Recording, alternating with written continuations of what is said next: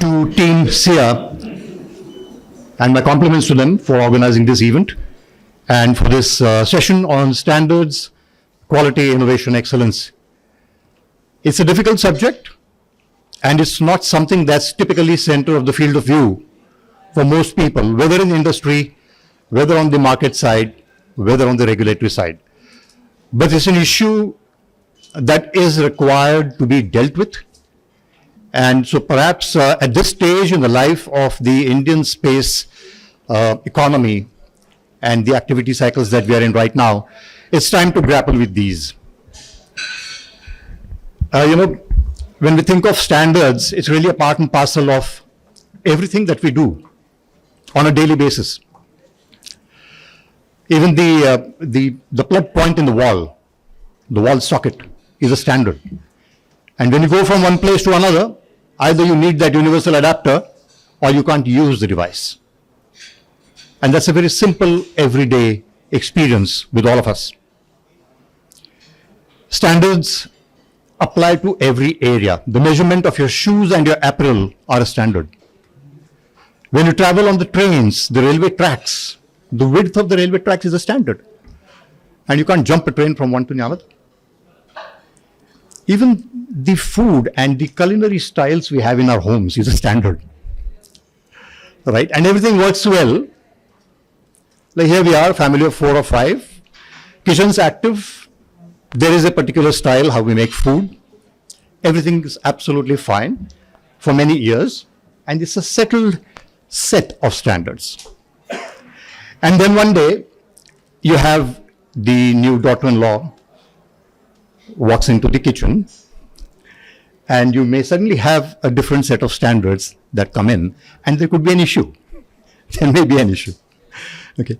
And so what we find is, what we're finding today is that as long as it is within a particular ecosystem, a self-contained ecosystem, a self-contained environment, it's not an issue.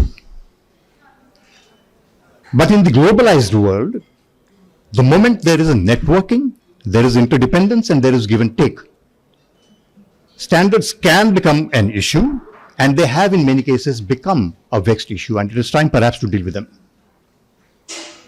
In space itself, you find that standards have evolved through a natural process, not perhaps with an authentic desire to create standards, but more through the process of natural standardization in each of the ecosystems and each of the environments in which space technology developed in isolation. If you go back to the 1950s and 60s, there was the US and then NASA, and they created the space technology and the environment that they were using exclusively or perhaps with a few allies. And similarly, there was a different set of technologies that were developed in the Soviet bloc. And then the French branched out on their own, creating their own technology.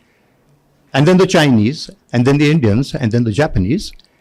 And all of that worked fine, as long as they were secluded within their own confines, within their own environments, and were essentially monopolies of their own.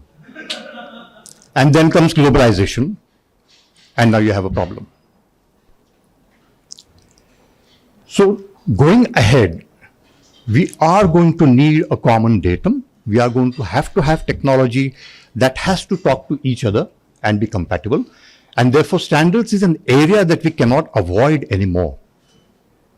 There's a great deal of confusion on this subject. There's a large number of players who do not truly adhere to a particular set of standards, and there's confusion within the industry. Where to go? What to adhere to? So going ahead into this panel, we have 3 very interesting panelists with slightly different backgrounds in each case. And our first panelist that I will shortly invite to take the stage is Mr. Vinod Chippalkatti. He has a master's in engineering from the Indian Institute of Science, and thereafter a recent PhD. And he's a gentleman with very, very strong academic inclination and a strong body of work in academia, in addition to his operational work in Centum and previously in ISRO.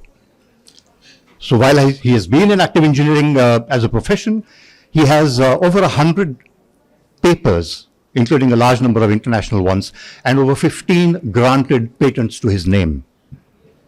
So he brings to us a considerable depth of knowledge and information on the issue, and practical hands-on experience of 30 years odd in this area.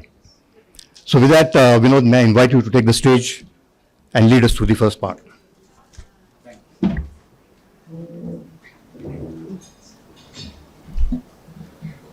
to change the slide. I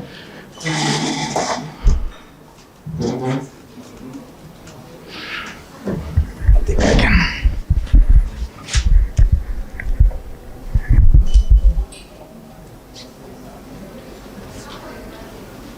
Lunch session. Difficult for you, difficult for us, and a difficult topic. So I think this is the biggest three-pronged challenge that we have, all of us together, but we'll try and make it as light as possible, as interactive as possible, as experiential as possible, so that we don't talk too much of theory. Thank you, Khot sir, for that good introduction about the need for standards, the process of standardization, what's the difference between the two, how they have evolved, how does it apply to an important area called the space. Before we talk about that, let me give you a quick 30 seconds overview of what I represent, not because I'm trying to give you a perspective of the company, but as much as the credential behind the subsequent slides. Centum Electronics, I have been a part of it for the last 25 years after spending 10 years in ISRO, is into design, engineering and manufacturing of products which are in high reliability, high technology domain. And around 80% of the products are delivered outside of India, which also is an indication that one needs to be compliant to international standards if you have to be a successful player in Indian industry delivering high reliability products to aerospace, space and defense sectors. Expectedly, if we have to be in these areas, you need to be compliant to various standards, and here is a list of standards, be it medical, be it defense, be it aerospace, be it R&D standard, be it a manufacturing standard. We are compliant to these standards, which are third-party, independently certified standards to various domains. Let me come to the space journey quickly. Space has been a 24-25-year journey at Centum Electronics, starting from microelectronics to modules to subsystems. Today we develop payloads which are of national importance, and that has been the progression in the last 2+ decades. And these are from analog, digital, mixed domain, using various technology platforms, microelectronic, which have their own standards, box builds, assembly, workmanship, design standards, reliability standards. All of that are, a part and parcel of the deliveries that happen out of this division of Centum to various customers across the globe. Let me now talk about why standards are becoming so important. All the last out of 30, 40, 50 years of ISRO's existence and successful operations in the country, industry really started getting into the serious contributions of Indian space programs for the last 25 years. Till 2000, from pin to rocket, most of it was done in-house, compliant to ISRO standards, which is a combination of good recipes of the standards across the world, be it NASA, be it JAXA, be it ESA, all of that. So there's no choice. If you are an industry partner, you straight away start getting qualified to standards which are defined by ISRO, which are in turn having certain strong credentials, and then you compliant. So if you are an industry partner delivering a build to spec or a build to print, needless to say, you are taken through the rigor of qualification through those respective standards, and then you comply to them and you breathe them in every aspect of what you do at your place.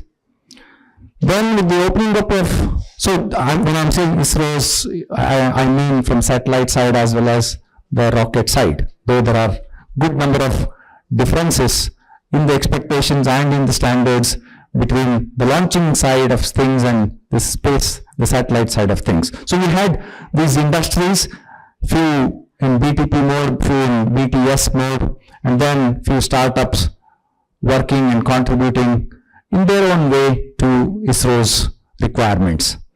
Then with the opening up, there was an opportunity for the private industries to stand and claim that I can make satellite, I can make a rocket, and you see the result of that in the last few years. And that scenario started becoming different, in which case, if I as industry X trying to say I would like to build a satellite, to which standards do I comply to? Okay, as long as you are in the country and you are used to ISRO standards, you say I'm familiar with ISRO standards and I'm complying to that. Then the opening up of this ecosystem also necessitated the support whenever and wherever needed of the global OEMs, because if an industry has to say I will make a launcher or I will make a satellite, they may not be ready all by themselves. So they were also free enough to take the support, the participation, the partnership of the global industries. So the interactions start with these global industries, which means what? You're talking to a partner in Europe, he understands ESA standards, and you are in India, you understand ISRO standard.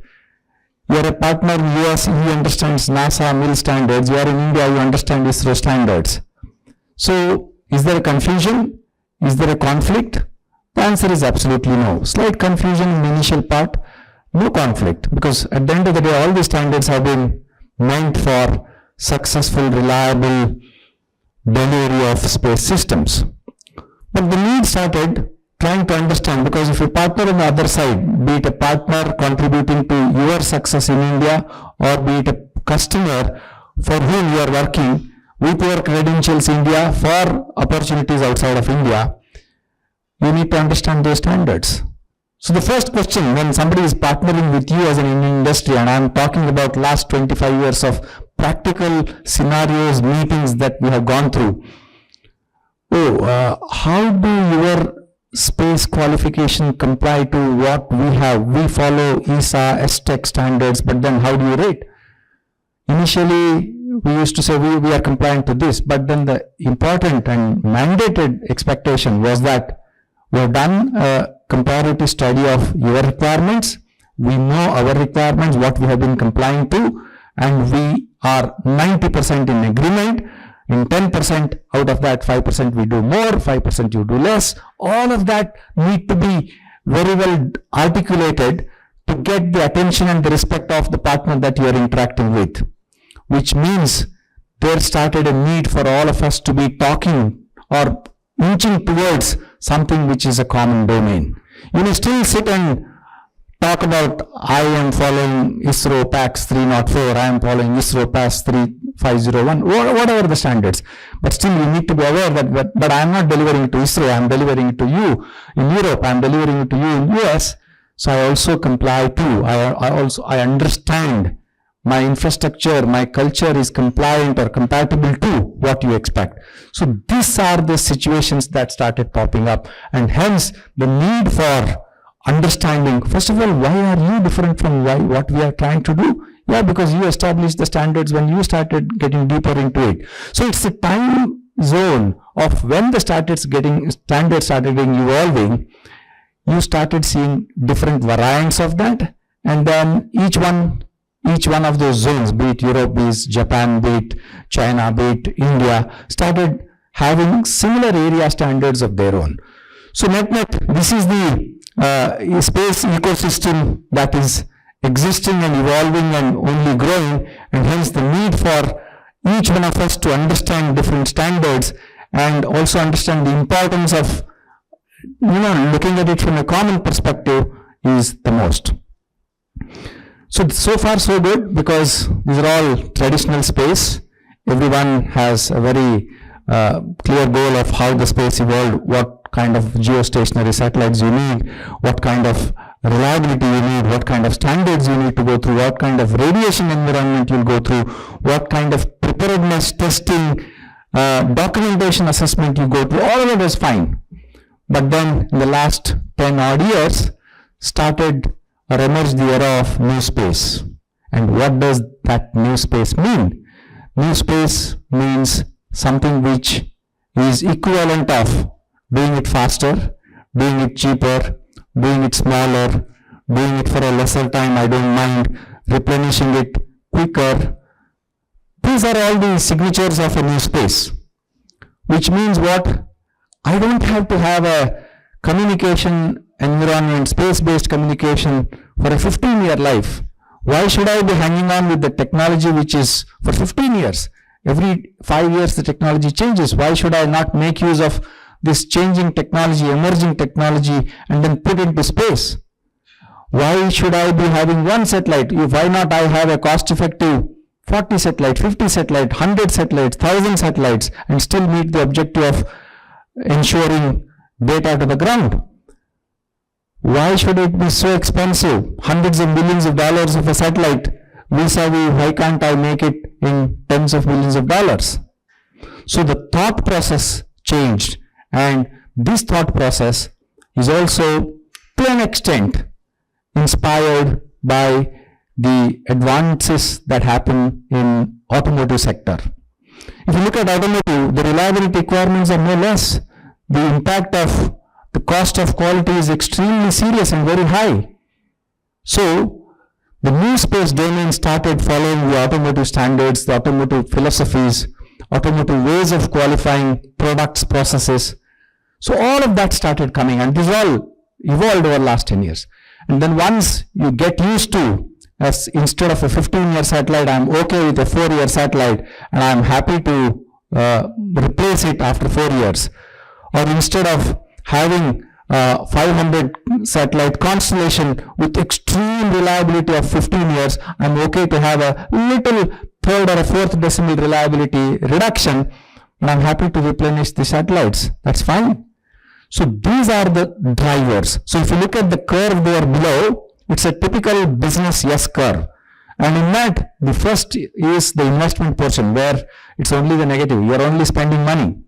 And then comes reaping of the benefits. And the top half is reaping of the benefits. So in the traditional space, the investment is to the tune of 5 years, huge money. And the reaping of the benefits is also to 15, 20 years. Nothing that you developed was getting obsolete in less than 15 years.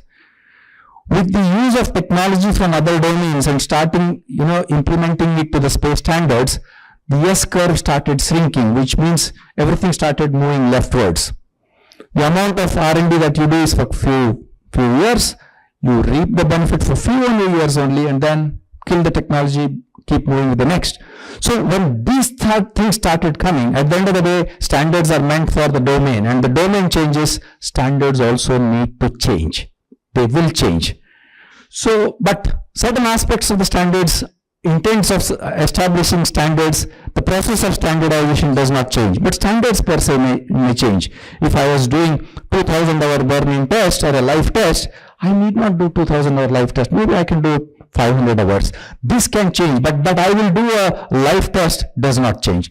So while we were moving from India-centric to global-centric scenario, which each having its own standards, another dimension came to the whole ecosystem, is that of a traditional space to a new space. And today, at some point in time to come, they will coexist, because still debates are going on. Can the new space replace the traditional space? The answer is yes and no. It's contextual. So they will coexist, and hence we need to keep this. So what does that mean? Any industry with quality accreditations, which will have a standard, are basically classified. You start with a culture. There's no such standard for a culture. Like we used to say Toyota culture, Toyota standard for a automotive production. There is no such serious equivalent, but there is a standard process a company or a cultured company will follow, and that is one basic level. Then comes the quality management systems, which are third-party independent assessments like ISO, AS9000, all of that you will have, one has to have those. Then comes the quality space accreditations, which is the accreditations of the space agencies. Am I ISRO certified? Am I NASA certified? Am I ESA certified? Am I certified by any specific customer? Then comes the quality certifications, which are this product is certified, this line is certified, this operator is certified to these standards. So when you look at it from a standardization and the standard within a company, it also exists at multiple levels. Yeah, and quickly. So now all of this what I spoke is now summarized into 3 dimensions. So if you look at it from one dimension, which is it ISRO standard, NASA standard, JAXA standard, all of that one needs to be aware if you are to be a global player. The second dimension of that is the new space dimension, which is traditional space standards, mil standard, industrial, can I go to a commercial, can I go to a COTS? So one needs to know about this. These are pertaining to global. Both what I said, the 2 dimensions are representing the global expectations. But look at it from a India-centric. So being an Indian industry, I need to know the 2 dimensions, and also I need to know, do I have a standard? Should we have a standard? Should we have a ISRO standard as the only standard?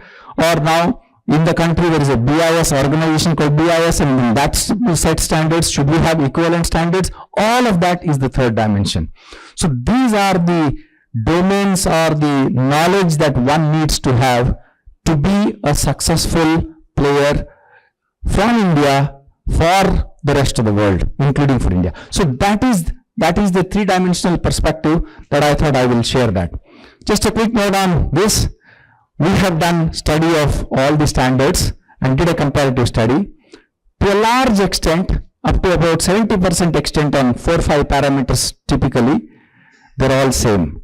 But if you look at specifically on what does this standard represent in terms of a delivery of a flight reliable payload, maybe ISRO would need something more than what a NASA would need, or something less than what a JAXA would need. So basic being 70% same, you will see some variations over and above this.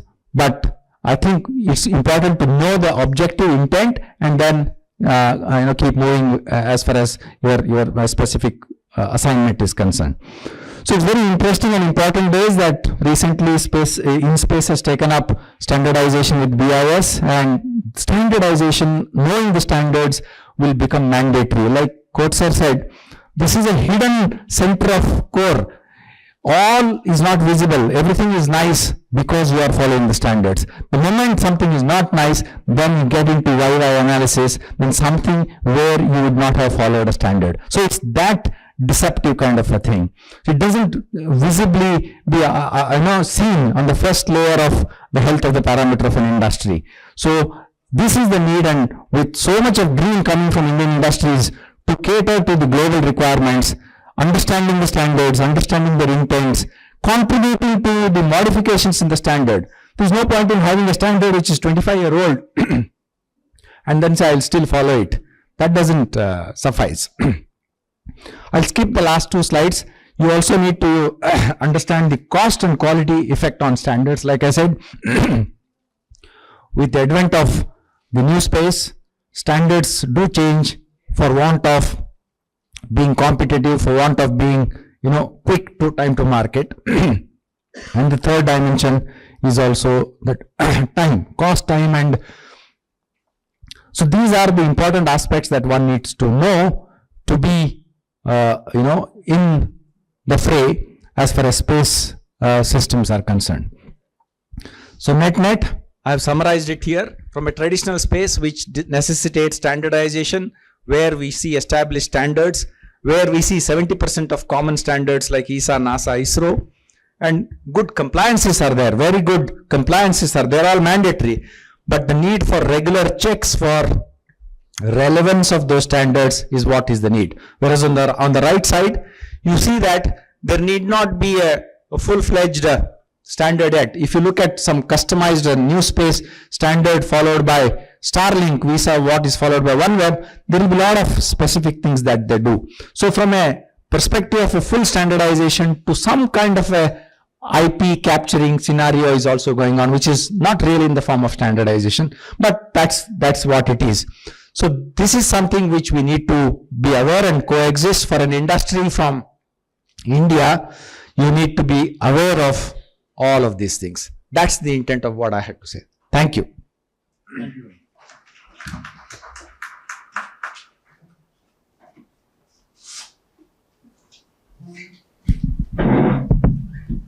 Quality assurance function at Godrej Aerospace based in Mumbai, and he's a mechanical engineer to start with and has MBA degree in operations management. He has been out and out a quality function man with over 21 years of experience in the quality function itself. He has deep expertise in deployment of standards, both nationally and internationally, with a large number of international players, and straddling a variety of different disciplines and fields, from aerospace to chemicals to heating to a variety of other processes. He's a qualified and trained lead auditor for the deployment of AS 9100 and ISMS audits. And so he brings to us a very rich body of work and experience in quality. And so I invite Amol to please take the stage. Thank you, sir. And thank you, SIA, for giving opportunity to Godrej to participate and share our views. I come from the side where the deployment of the standards happen. And when standards are there, always we face challenges in deployment. The first thing, whenever a standard is written, the first challenge is that there is interpretation of the standards. It's like law. Whenever a lawyer reads the law, both the sides lawyers divide the interpretation the way they want it. The same thing happens when standards come into our day-to-day life. We try to deploy, we try to learn from the standards and make our own procedures so that they are more common, they are more aligned to the standards. But when auditor comes, he comes with a different perspective and he puts a view that the interpretation what we did is totally different from what he thinks. Okay, and then from auditor to auditor, it varies years together. So if you have legacy of 20 years that the same standard is deployed for last 20 years, the 21st year a new auditor comes and says that whatever you were doing for last 20 years is not right. So the standard, the first part, the word itself says that it's a standard, but the interpretations vary. So there is no standard interpretation. So that one thing we have to bring through BIS and other forums which already InSpace is trying, as well as other private partners as well as academia, they are also helping. And going forward, I think that is the one thing which we have to bring common all across, because we don't have lawyers in every organization who can read the standards and interpret the way the auditors want it. Okay, so for a common person who is working, so there are three types of players who are working. One is government firms in the space sector, second is the big corporate houses, and third one is the MSMEs or the small new startups and all. So whenever a new startup starts reading the standard, he may not be interpreting the way the corporate legal team is interpreting or the government firm legal advisors are interpreting. So the MSMEs face a lot of challenge in interpretation of the standard and deployment of the standard. And the first thought comes to the mind of the person that only compliance. Standard means compliance. So that thought has to be erased. Standard doesn't mean compliance. Standard means beyond compliance, that is excellence. So that thought process we have to trigger somewhere, that standards are not only to comply and showing that I am meeting the requirement, but somewhere if we want to go global, we have to say that we are going beyond compliance and achieving excellence. So we come from the environment where we started working with ISRO in 1989, and we are proud that in Chandrayaan 3 our contribution was there. We could contribute to the nation. Till landing, the engines were operational from Godrej side, and that shows that we learnt the ISRO way of working. But when we started diversification, because the need was that 20 years we were in the same business since 1989 and we were making huge losses. This was the only plant of Godrej which was into aerospace and making losses. So no business will survive without profits, but it was the management vision to contribute to the nation, so they made this division survival. So, but other plants who were into simple things like locks, cupboards, furnitures, air conditioners, okay, so they were making profits. But the plants which are making rocket engines, they were not making profits. Why is it so? The main challenge what we faced when we started working into aerospace is that like availability of the materials. So when you go for any aerospace material, the designer when he designs, he puts the best view, whatever he thinks from factor of safety, reliability point of view, and he puts a standard over there that this standard has to be complied. And from where the standard comes? The standard comes from an international standard. And if you go to local market, you don't get that standard anywhere. For 5 kg of material, you have to import the material. So that's where the cost starts building up. So 5 kg of material you will be importing, and then there is a MOQ restriction, all the challenges are there. And when we actually receive that material at our end and we try to analyze how it is different from the Indian standard material available with us, the composition is same. Only slight tweaking into the tensile strength, elongation parameters. And if you see, whatever I am having in my inventory, there are some materials or some heat lots available with me which are also qualifying to that requirement. They are also, by luck, we have got properties which are on higher side. So that means that Indian standard material is also as good as a international aerospace material standard. But can I use it? The answer is no. Though the properties are same, everything is same, still I can't use it. So going forward, for everyone to survive in this entire ecosystem, considering the smallest player, like big corporate houses, they have their own distributor, they have their own channel partners, country representatives, they help them to get the material. But for the small persons, like the MSMEs and startups, they find it really difficult, distributors don't support them. So going forward, what step we as collectively can take is that let's list down all the standards which are available internationally and do an equivalency map. Like this is the equivalent IS standard available with us. Though the designer has made a drawing 30 years back in which he has put a aerospace material standard, and today when the time has come, a small player has to manufacture that part, he will just go through that equivalency matrix and that will tell, okay, for this AMS standard, IS standard is available with some additional properties. So he can ask to a distributor or a main provider, do you have any lot or available at your end which is meeting these properties? And then in that case, the designer doesn't have to change the drawing because finally his intent is met. All the properties mentioned by him are already complied. And at the same time, the MSME or the small player will be able to fetch small quantity of material which he requires for producing that part. And the delay in manufacturing, development time and the losses in time can be avoided. So a perspective from all of us is required that standard, when we think of standards, the easiness in deployment, that should be the first aspect. The second thing is that how we can make it excellence approach rather than compliance approach. These are the two thoughts which I have. So later things we will discuss in subsequent discussions. Thank you, sir.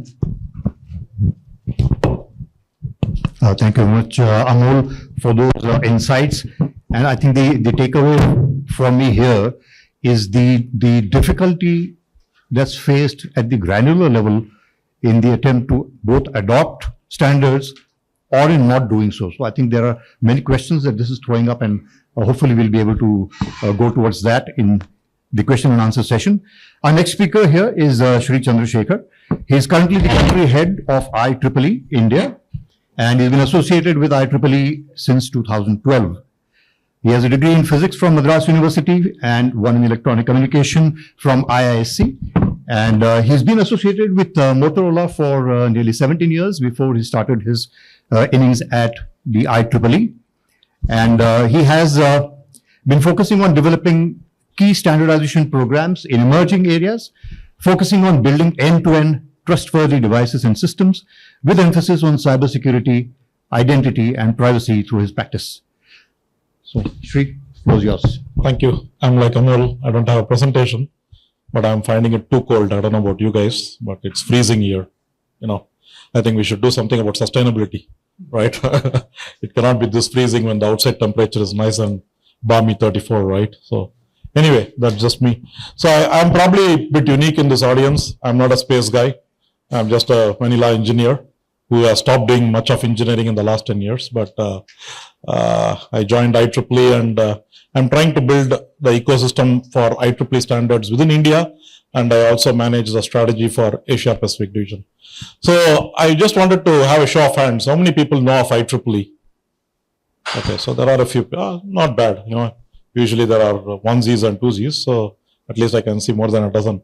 So IEEE has two parts to it, right? If you look at people who are doing research, academics, they know about our conferences, they know about our technical publications, you read journals, you read research papers. And then there is this entirely other part of IEEE, which typically only industry people are aware of, and it's called the IEEE Standards Association, where we develop standards, and we have been developing standards for quite a long time, 40 years. I'm sure many people are aware, you all use Wi-Fi. Wi-Fi is IEEE 802.11. We have Ethernet standards. We have several such standards. So I think this is a tough session because I think most of the points have been covered, but I'm going to take a slightly different perspective from my previous two speakers, and hopefully that will stitch what Vinod mentioned and also what Amol mentioned in the scope of what IEEE does, right? So within IEEE Standards Association, anybody can come and participate in our organization. If you have an idea or if there is an existing standards that are going on, you can just say, I want to come and contribute to that standards development activity. So why are standards important? I think the people touched upon certain things, right? One of the key things is interoperability. Today, if you look at perhaps space is coming late to the game, right? Space, defense, now the supply chain has opened up, right? So you are getting a lot more entrants, a lot more MSMEs, right? A lot more big industry coming in. When you are typically doing a proprietary development, right? It doesn't matter. Like, people talked about NASA standards, people talked about ISRO standards. I think that's all great. But suddenly you want to go from proprietary, now you want to welcome the entire audience who you want, who want to supply to you, right? In that context, standards become extremely important because now you have to worry about interoperability because you are getting systems from different places. A space, I can imagine, is a very huge system of systems. So you have to understand what kind of requirements have to be met. And when you are talking to suppliers, you cannot decide how they design the systems. What you decide is how you interface with those systems, right? Because designing that system might be their IP, right? But as long as it gives you the results that you want, whether it be a requirement of power or latency or timing or whatever it might be, right? So first thing is interoperability. The other thing standards are very important to do is reliability, right? So once you have standards, I think you get reliable devices. By reliable devices, you increase the consumer confidence. One of the things standards has also shown is once you have a global supply chain, once you have standards, the cost of developing the systems come down. I think you talked about hundreds of millions of dollars to tens of millions of dollars, right? I think, and I can see that, right? You go and buy a television, you go 3 months later, the same television is suddenly half the price, right? Mobile phones, I tell my wife, once you purchase, don't look at the same mobile phone 2 months later. It will be like quarter of the price, So I think what happens is, once you develop a standard, there are a lot more people who want to design and develop to that particular standard and supply to that market, right? So it opens up the market. Once it opens up the market, then you have a global supply chain, the cost reduces. And I think the most important factor in standardization is a global economy. That means that if ISRO is designing a system, they don't have to worry about where the sub-component comes from as long as they are meeting their requirements. So in the IEEE Standards Association world, we have multiple ways where people can come and develop standards. Individuals can come and participate, or entities can come and participate. One of the key things that we are looking at today in the era of a data-driven world is how do you build trust in these systems, right? So, the data is exchanged freely. Cyber security is becoming a big problem. We have just started a new program, what we call as space cyber security, right? So there is quite a lot of work happening within the IEEE Standards Association when it comes to space. I'm not a space engineer, but there is a society called Geosciences and Remote Sensing Standards Committee, right? So they are doing quite a lot of work, not only on space cyber security, but also on Earth observations. There are quite a few people, like one of the key elements that I'm talking about is going from proprietary standardization to have one organization or multiple standards bodies who bring all these requirements to the table and come up with a uniform, harmonized standard. Then there is no problem in understanding, whether it's a 70% commonality or 100% commonality because you are supplying to the developing and designing to a same standard. Compliance, I totally agree with you. We have to go beyond compliance. We have to get into excellence, right? So IEEE standards not only develop standards, but it's also a certifying agency.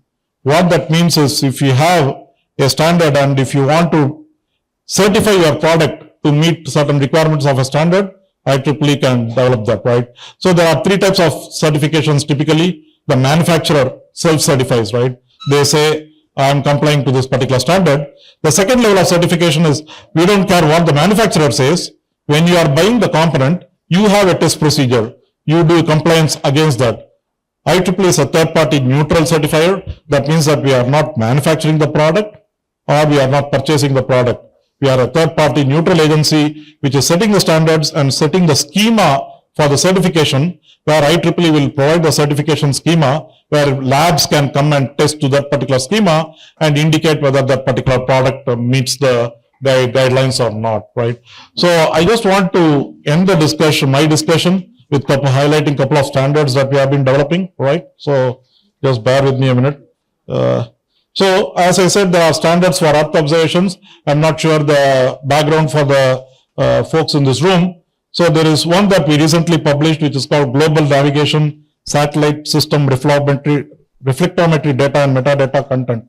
So what they are doing now is they are trying to harmonize the data model across satellites, right? So it is not particular to a specific satellite or a specific installation. And this is becoming very important because now when we are designing systems, when we use a phone, we use automotive, it is collecting data from satellites all the time. And it's coming from different satellites. You need to harmonize the metadata content. Then there is one on the synthetic aperture radar. So that's, I think, a very key part of Earth observation. And the last one is the characterization and calibration of hyperspectral imaging devices. We can understand that, right? Imaging is becoming very important. And one of the cool things that I recently realized, but it has been going on for 15 years, how many people knew that there are Wi-Fi installations in space? When I heard that, I was shocked. So Wi-Fi installations in space has been there for 15 years. NASA has done that. JAXA has done that. And more recently, it used to be inside the space module, but now they have put Wi-Fi installations outside the space module on the truss. So recently, when the payload was coming in, people took a spacewalk with a mounted device camera, which was putting Wi-Fi data back to the Ethernet, and the Ethernet was on the truss, communicating data both to the space station as well as to the control center. Amazing stuff, right? So I think that's what is interesting, right? So today we are in a place where common technology is being used in space, right? Wi-Fi was not meant for designed as a space as an application, right? But I think good standards, if you develop it properly, applications will find its way to reuse that particular technology and how to deploy that particular technology in whichever application that you are using. With those words, I would like to wrap it up, and I want to thank SIA for giving me an opportunity to talk to the audience here. Thank you.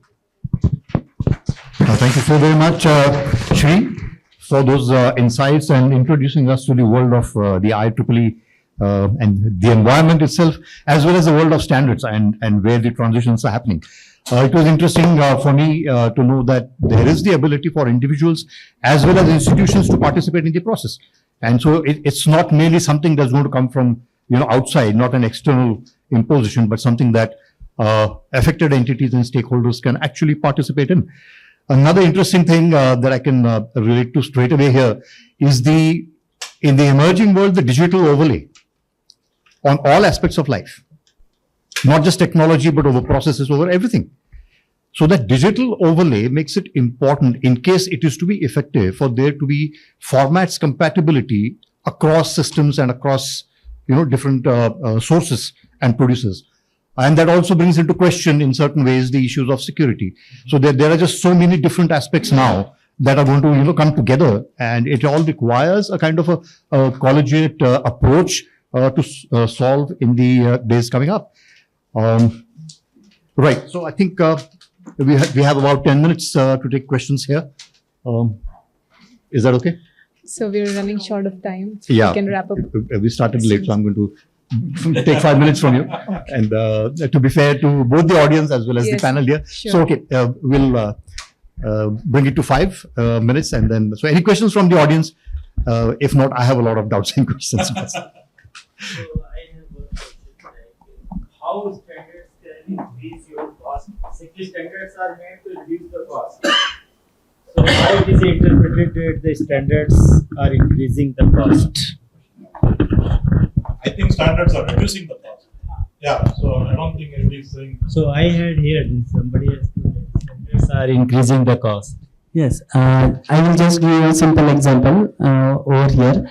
Like there is one small washer which is to be made. Okay, so when the small washer is to, the designer thought that the washer should have the required properties, and he has not mentioned the properties which are required. What he has mentioned is that in the drawing he has mentioned that make from the raw material which is as per AMS standard. So that AMS standard is not available within India. So that's where now all the MSMEs or the startups, they are built to print. They are not designing their own stuff. They are dependent on somebody else's design, or the designs are from some foreign countries which are coming to India. So in that case, they don't have any say on to that particular node of use this raw material from this specification. So they have to buy that, and buying that particular thing increases the cost, because we are introduce a standard. So because of that standard, if alternative is given, then it would be a cost saving approach. It is a going and means it is a different direction of thinking. Like if somebody is asking ASTM material and procuring material is increasing the cost is a different aspect. Then standard is increasing the cost of the production. Because what standard or reliability will do is the overall effective cost of product will reduce. Because standard is directly related to the reliability of the final component. That's what I. Yeah, so I have one intervention there. I understand where you are coming from, and I think that is where it's important for people to participate in the standards development activity. If there is a way that we can source a similar material in country, then it has to be captured in the standard, right? So if you adopt the standard, you will have those challenges. I think it's important to intervene on the standard development, because overall, then you are be able to supply to a global supply chain. If you don't meet that standard, then you are not going to meet a global supply chain. I think it's counterproductive. And currently, like the government has put a lot of restrictions on buying materials, also import material substitution is there. So Indian material has to be used, but there is no choice, because the drawing says that you have to go for this. Then there is an advanced license process which is to be done, the material which is getting exported. So there are different restrictions on that. That's how the cost increases. If Indian material is allowed to be used, then in that case the cost will come down. So I agree to your point. If a standard is deployed in true spirit and that is acceptable to all the designers, then in that case cost will come down. But the designer insists, but so that's what the example I gave during lunchtime to him. If I ask somebody to go for paracetamol, then it will be cheaper. But if I ask somebody to go for crocin only, then in that case it will be costlier.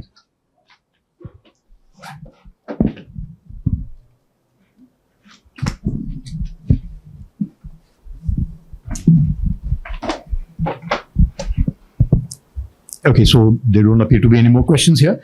So a quick summary, I think our three panelists have led us through different aspects of the standards world.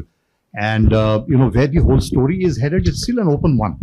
So going ahead, I think there is no getting away from it. In a globalized world, you really cannot avoid this, because a common framework is the only thing that's going to transcend, the typical barriers that come.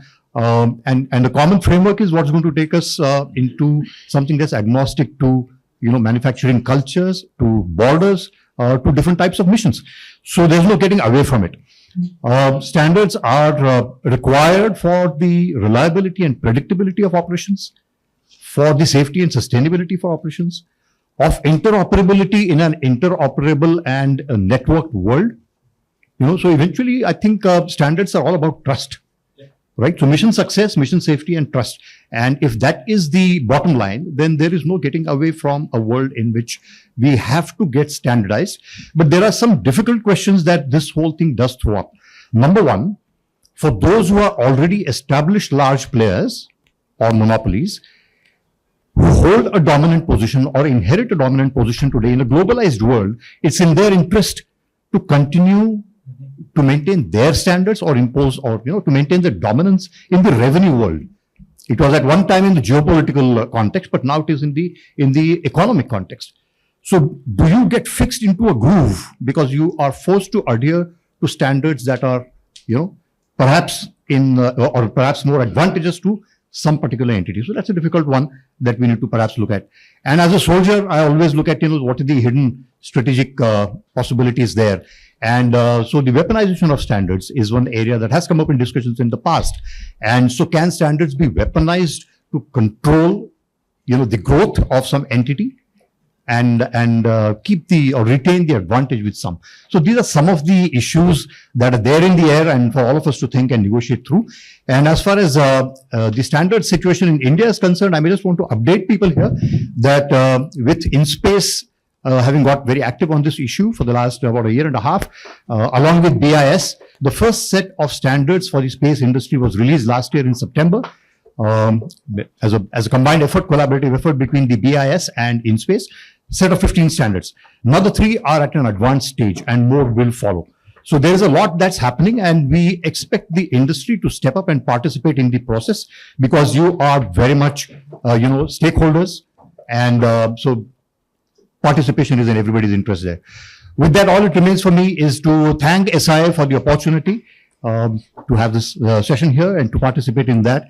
Thank the audience for being so attentive, patient and responsive. And may I request the audience to put your hands together for this panel here. Thank you so very much. Thank you so much to all the panelists for providing such valuable insights during this discussion. Well, ladies and gentlemen, with this insightful panel discussion concluded, we now have the opportunity to express our gratitude to the esteemed panel members. Their valuable contributions during the discussion on standard and interoperability space standards have been pivotal in enriching our understanding of the subject. To honor their dedication and insights, we will now proceed with the felicitation ceremony, for which I request our chairperson, AVM DV Khot, Principal Advisor in Space, to please come forward and felicitate our esteemed panel members.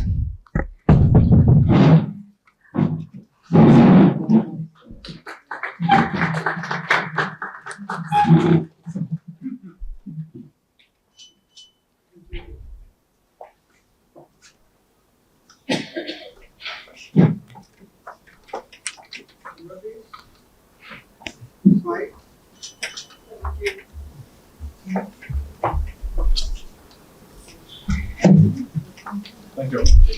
Thank you.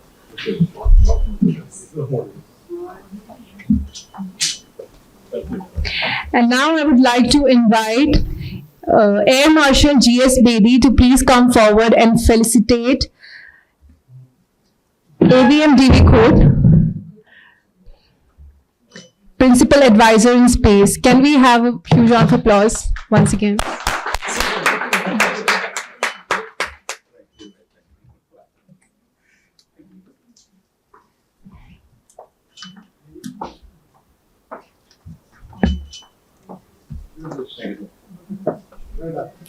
I request you all to please come forward for a group photograph.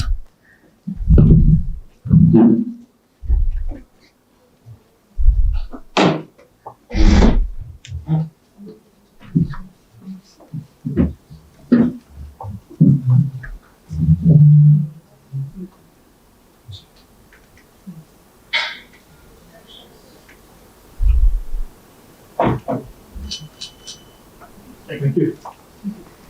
Thank you so much.